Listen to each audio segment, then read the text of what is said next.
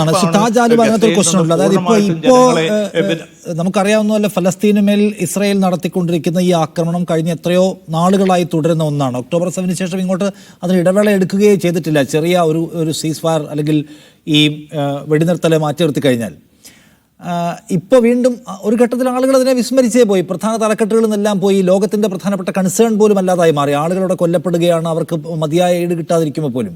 പക്ഷേ ഇപ്പോൾ പെട്ടെന്ന് വീണ്ടും 14,000 കുട്ടികൾ 48 അവേഴ്സിൽ മരിച്ചേക്കാമെന്ന് UN ഒരു മുന്നറിയിപ്പ് വരുന്നു. പട്ടിണി മരണത്തിലുള്ള കണക്കുകൾ പുറത്തു വരുന്നു. അപ്പോൾ പെട്ടെന്ന് വീണ്ടും ലോകത്തിന് അതൊരു ഒരു ശ്രദ്ധാവിഷയമാവുകയാണ്. അപ്പോൾ ഈ കുഞ്ഞുങ്ങൾ മരിച്ചേക്കുന്നുള്ള വാർത്ത സ്വാഭാവികമായിട്ടും എല്ലായിടത്തും ആളുകളെ വലിയ തോതിലുള്ള പ്രതികരണത്തിന് നിർബന്ധിതമാക്കും. അത് ഭരണകൂടങ്ങൾ ഒരുപക്ഷെ ആ സമ്മർദ്ദം അനുഭവിക്കും. അതൊന്ന് സെറ്റിൽ ചെയ്യുക എന്നുള്ള ഇഷ്യൂ മാത്രമേ സത്യത്തിൽ ഇസ്രായേലിൻ്റെ മുമ്പിൽ ഇപ്പോൾ ഉള്ളൂ താജ്. അതായത് ഈ കുഞ്ഞുങ്ങൾ, പട്ടിണി, അങ്ങോട്ടേക്കുള്ള ട്രക്കുകൾ കടത്തിവിടാത്ത പ്രശ്നം, അതൊന്ന് സ്മൂത്താക്കിയാൽ പിന്നെ ഈ വംശഹത്യ മറ്റേ വഴിയിലൂടെ കൊണ്ടുപോകാൻ കഴിയും. ലോകമൊന്നും ശ്രദ്ധിക്കാൻ പോകുന്നില്ല എന്നൊരു സൗകര്യത്തിലേക്ക് ഇസ്രായേലിന് എത്താൻ പറ്റുമോ? താങ്കളുടെ ആ ചോദ്യത്തിന് ഉത്തരം പറയുന്നതിന് മുമ്പ് ബ്രിട്ടനിലെ ഫലസ്തീൻ അംബാസഡർ ഈ കഴിഞ്ഞ ദിവസം പറഞ്ഞ ഒരു സ്റ്റേറ്റ്മെന്റ്, അത് ശരിക്കും ഫലസ്തീന്റെ വിഷയത്തിൽ എന്താണ് അന്താരാഷ്ട്ര സമൂഹം ചെയ്തുകൊണ്ടിരിക്കുന്നത് എന്നതിനെ കുറിച്ചുള്ള ഒരു ചൂണ്ടുപലകണം. അത് സൂചിപ്പിച്ചിട്ട് ഞാൻ ആ ഉത്തരത്തിലേക്ക് വരാം. അതായത് അദ്ദേഹം പറഞ്ഞത്, ഗസയുടെ വിഷയത്തിൽ നമ്മൾ അന്താരാഷ്ട്ര സമൂഹം 18 മാസം ലേറ്റാണ് പ്രതികരിക്കാൻ എന്ന് പറഞ്ഞു. വെസ്റ്റ് ബാങ്കിന്റെ വിഷയത്തിൽ ലോകം 70 വർഷം ലേറ്റാണ് പ്രതികരിക്കാൻ എന്നും അദ്ദേഹം പറഞ്ഞു. എന്ന് പറഞ്ഞാൽ സംഗതി മനസ്സിലാവുമല്ലോ. അതായത് ഈ ഇസ്രായേൽ സ്ഥാപിച്ച 1-ാം തീയതി മുതൽ അവർ ചെയ്തുകൊണ്ടിരിക്കുന്ന ഇപ്പൊ നക്ബ, 1-ാം നക്ബ എങ്ങനെയാണോ, 1-ാം നക്ബയിൽ 15,000 പേരാണ് കൊല്ലപ്പെട്ടത്. 7.5 ലക്ഷം പേരെ പിന്നെ അവരുടെ ഭവനരഹിതരാക്കി, അവരെ പുറന്തള്ളി, ഗ്രാമങ്ങൾ പൂർണ്ണമായിട്ട് ഇല്ലായ്മ ചെയ്തു. അതിനേക്കാളും എത്രയോ ഭീകരമാണ് ഈ 2-ാം നക്ബ.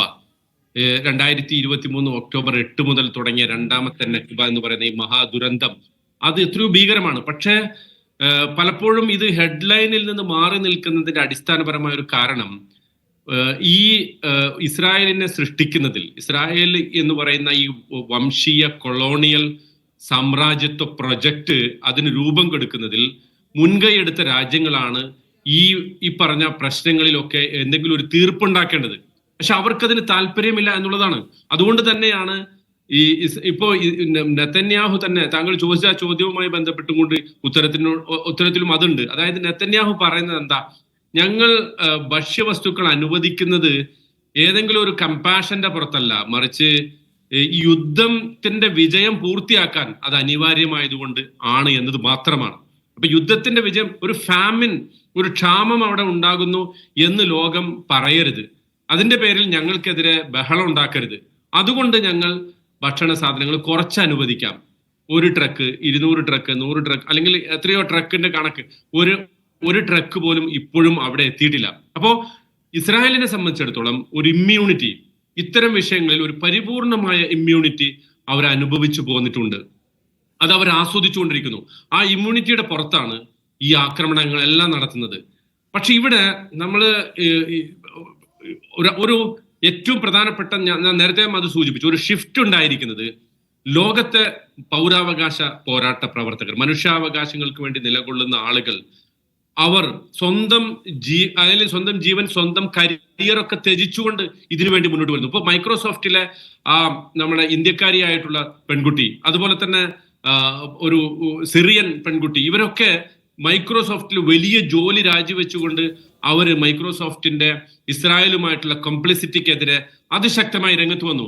അതുപോലെ തന്നെ ലോകത്തെ പല മാധ്യമ പ്രവർത്തകർ അവരുടെ കരിയർ വിട്ടെറിഞ്ഞുകൊണ്ട്, പല മെഹദി ഹസനെ പോലുള്ള അന്താരാഷ്ട്ര പ്രസിദ്ധിയുള്ള ജേർണലിസ്റ്റുകൾ അവരുടെ ജോലി പോലും വലിച്ചെറിഞ്ഞുകൊണ്ട് മനസ്സാക്ഷിക്ക് വേണ്ടി പ്രവർത്തിച്ചു. ലോകത്തെ സൗത്ത് ആഫ്രിക്ക പോലുള്ള ഭരണകൂടത്തിന്റെ ആളുകൾ ഇസ്രായേലിനെ അന്താരാഷ്ട്ര ക്രിമിനൽ കോടതിയിൽ കൊണ്ടുവരാൻ വേണ്ടി അതിശക്തമായ ഗ്രൗണ്ട് വർക്ക് നടത്തിയിട്ട് സപ്പോർട്ടോടുകൂടി അവർ പ്രവർത്തിച്ചു. അപ്പോൾ ഇത് നമുക്ക് ഒരു പാഠമാണ്. എന്ന് പറഞ്ഞാൽ ലോകത്ത് സ്വാതന്ത്ര്യത്തിൽ വിശ്വസിക്കുന്ന, മനുഷ്യാവകാശങ്ങളിൽ വിശ്വസിക്കുന്ന, പൗരാവകാശങ്ങളിൽ വിശ്വസിക്കുന്ന എല്ലാവരും ഒന്നിച്ചു ചേർന്നാൽ ഇത്തരം തെമ്മാടി ഭരണകൂടങ്ങളെ, ഞാൻ അങ്ങനെ തന്നെ വിശേഷിപ്പിക്കാൻ ആഗ്രഹിക്കുന്നു, അങ്ങനത്തെ തെമ്മാടി ഭരണകൂടങ്ങളെ നിലക്ക് നിർത്താൻ, അവരെ എന്താണ് മനുഷ്യാവകാശം എന്ന് പഠിപ്പിക്കാൻ, എന്താണ് വാസ്തവത്തിൽ ഡെമോക്രസി എന്ന് പഠിപ്പിക്കാൻ. ഇപ്പൊ ഇവിടെ സജി മാർക്കോസ് അതിനെ കുറിച്ച് പറഞ്ഞു. എന്താണ് ജനാധിപത്യം, എന്താണ് നീതി, എന്താണ് മനുഷ്യത്വം ഇത് ഈ കാലഘട്ടത്തിൽ ഇവരെ പഠിപ്പിച്ചു കൊടുക്കേണ്ട ബാധ്യത ഒരു പൊതുസമൂഹത്തിനാണുള്ളത്, സിവിൽ സൊസൈറ്റിക്കാണുള്ളത്. അതിന്റെ വ്യക്തമായ ഫലങ്ങളാണ് ഇപ്പൊ നമ്മൾ കണ്ടുകൊണ്ടിരിക്കുന്നത്. യൂറോപ്യൻ യൂണിയൻ ഈ പ്രസ്താവന നടത്തിയെങ്കിൽ, UK ഇങ്ങനെയുള്ള ഒരു നടപടിയിലേക്ക് എത്തുന്നുവെങ്കിൽ അതിന്റെയൊക്കെ കാരണം ഇത്തരം സമ്മർദ്ദങ്ങളാണ്. അതുമാത്രമേ പരിഹാരമുള്ളൂ. അല്ലെങ്കിൽ ഇസ്രായേലിനെ പോലുള്ള ഒരു രാജ്യത്തിന്, ആ ഭരണകൂടത്തിന് വംശീയതയിൽ അധിഷ്ഠിതമായ തികച്ചും പക്ഷപാതപരമായിട്ടുള്ള പെരുമാറ്റം ലോകമാണ് ഈ പ്രശ്നം പരിഹരിക്കേണ്ടത്, അത് മാത്രമാണ് അതിന്റെ പരിഹാരം.